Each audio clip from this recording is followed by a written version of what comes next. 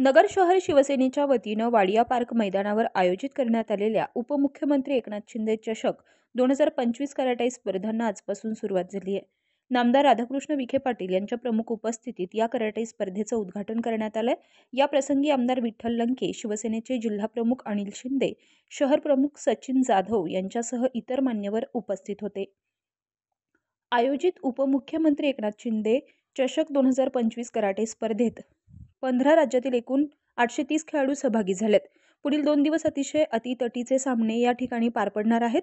Karate क्षेत्रातील खेळाडूंना या स्पर्धेच्या माध्यमातून प्रोत्साहन देण्याचं काम नगर शिवसेनेच्या पदाधिकाऱ्यांनी केल्यानं सर्व पदाधिकाऱ्यांचे कौतुक करत नामदार राधाकृष्ण विखे यांनी आपल्या प्रतिक्रिया व्यक्त केल्यात।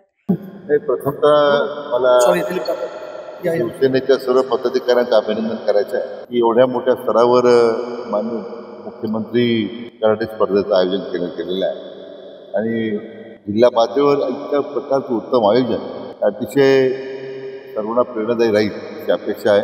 मला सांगितलं गेलं की राज्यभरातून साधारण 800 खेळाडू सहभागी होणार आहे आणि नगरला याचं आयोजन करण्याचं मान मिळालं ते पुढे समाधानाची बाब आहे।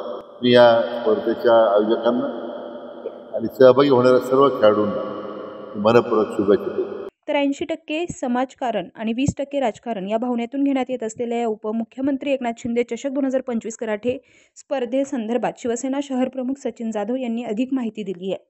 आज या ठिकाणी अहिल्यानगर शहरामध्ये उपमुख्यमंत्री चषक 2025 कराटे स्पर्धा या ठिकाणी आयोजन केलेलं आहे शिवसेनेतर्फे।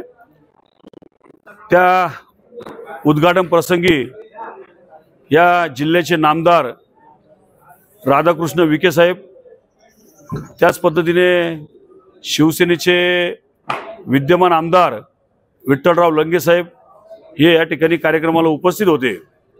त्यांच्या हस्ते आज या ठिकाणी नारळ वाढवून या कार्यक्रमाचा उद्घाटन सोहळा पार पडला।